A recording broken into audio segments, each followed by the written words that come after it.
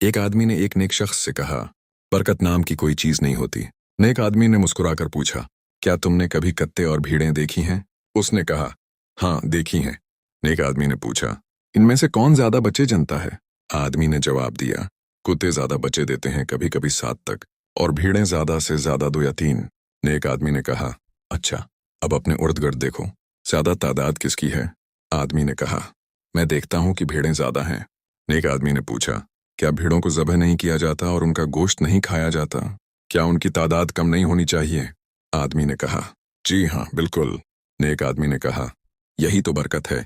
फिर आदमी ने पूछा, लेकिन भीड़ों को ये बरकत क्यों मिली और कथों को क्यों नहीं, और फजर से पहले जाग जाती हैं?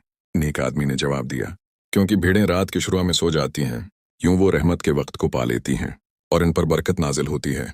लेकिन कितने सारी रात भौंकते रहते हैं, और जब फजर करीब आती है तो खामोश हो जाते हैं और रहमत का वक्त उनसे छूट जाता है, इसलिए उनसे बरकत छन जाती है।